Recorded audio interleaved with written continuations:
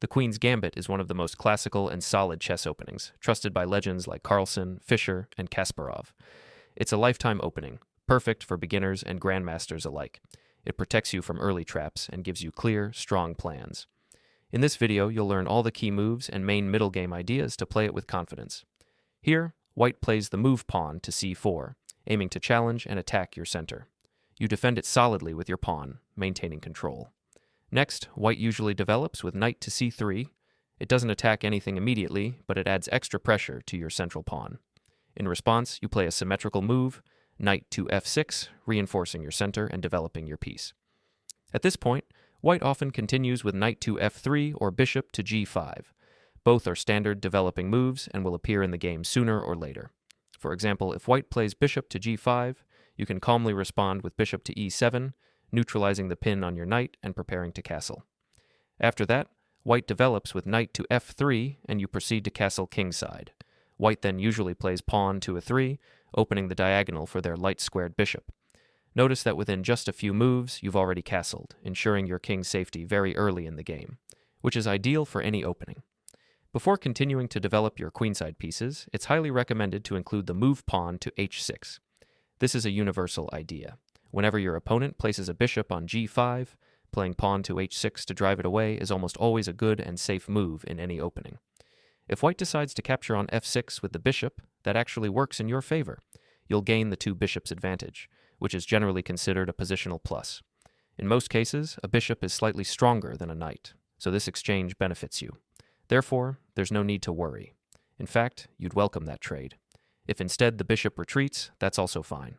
You've just played a useful move, pawn to h6, gaining a tempo by forcing the bishop to move. It also provides your king with an escape square, meaning you'll never have to worry about back-rank checkmate issues later in the game. Additionally, this move controls the g5 square, preventing any future piece activity there. All in all, pawn to h6 is a very useful and multi-purpose move. Now, your next task is to develop your queenside pieces, which are still passive. Your light-squared bishop is currently blocked by your pawn on e6, so we want to develop it more effectively. The best plan is to fianchetto the bishop by playing pawn to b6, preparing bishop to b7. This setup, often called the Queen's Gambit declined fianchetto system or Tartakower defense, is extremely solid. It resolves the tension between the central pawns and places your bishop on a long, active diagonal where it will exert strong pressure and play an important role in the middle game. After that, we play pawn to b6, preparing to fianchetto our light-squared bishop. At this moment, White reaches a key decision point, the classic chess question, to take or not to take. White can either capture on d5 with pawn takes d5, or simply continue developing with bishop to d3, keeping the central tension. At the beginner and intermediate levels, most players tend to capture on d5, while stronger players often prefer to maintain the tension and keep developing. For now, let's examine the first option. Pawn takes d5. Now it's your turn to decide how to recapture. While you could take back with the pawn, it's actually stronger to recapture with the knight. Here's why.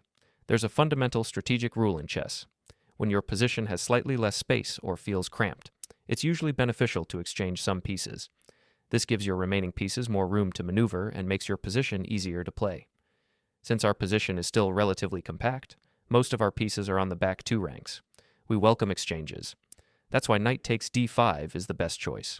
It not only offers a trade of knights, relieving pressure, but also opens up the diagonal for your bishop, improving your piece activity. Typically, White will respond by trading on d7 as well, continuing the sequence and keeping the position balanced but comfortable for you. After the exchanges on d5, several pieces are traded, and your position becomes much more open and free. Your pieces now have better lines and diagonals to operate on.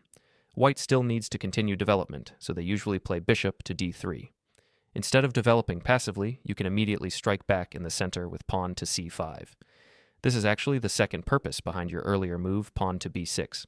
Not only does it prepare to fianchetto your bishop, but it also supports this strong central push. Once again, White faces a choice, to take on c5 or maintain the tension. In most cases, they capture, pawn takes c5. Here, it's very important that you recapture with the pawn, not with the queen. If you play queen takes c5, you'll end up with an isolated pawn on d5, giving White a long-term positional advantage. Their knight can jump to the strong d4 square, and their rook could pressure your queen along the open c file. all of which would make your position much weaker. Therefore, the correct move is pawn takes c5. Now your central pawns on c5 and d5 work perfectly together, controlling key squares and forming what's known as hanging pawns, a powerful structure that gives you both space and attacking potential, even though they require careful defense.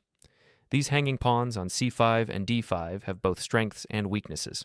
Their main advantage is that they control many central squares and can advance later to create strong attacking chances. The downside is that white might try to target them, but as long as you know how to handle them, they're perfectly safe. White will usually castle kingside here, and now there's an important idea to remember. In this position, it's not ideal to place your bishop on b7 right away. Earlier, when we planned to fianchetto, it was based on the assumption that the pawn on d5 might eventually be exchanged, allowing the bishop to work actively along the long diagonal. However, since white's pawn on c4 has already been traded, your pawn on d5 is now fixed and can't be exchanged easily. That means if you develop the bishop to b7 now, it would be blocked by your own pawn. So it's better to delay this move and find a more effective way to activate your bishop later. If you develop your bishop to b7, it becomes quite passive since the pawn on d5 blocks its diagonal.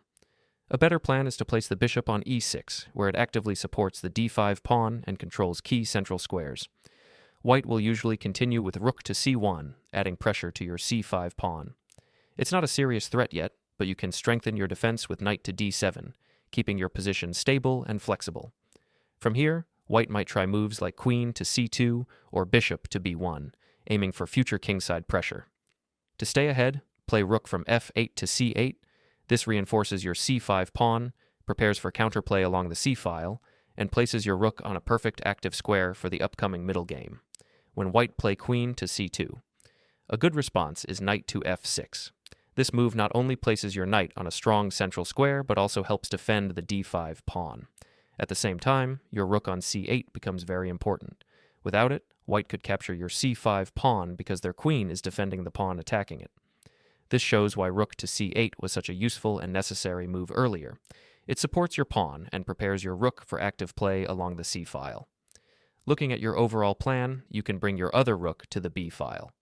From there, it can put pressure on white's b2 pawn, which is a common weakness in these positions. If white responds with pawn to b3 to defend, it's not a problem. In fact, this can even work in your favor because it slightly weakens their queenside structure. You can then start pushing your pawn with a 5 followed by a 4, opening lines for your rooks and increasing pressure on their queenside. Even if you temporarily sacrifice a pawn on the a file, it's usually safe. You can defend and regain it later using your queen, for example, moving it to a 7 or d7, and target the weak a4 and a 2 pawns. Once you capture on a 4, the a2 pawn often becomes weak too, giving you further chances to attack.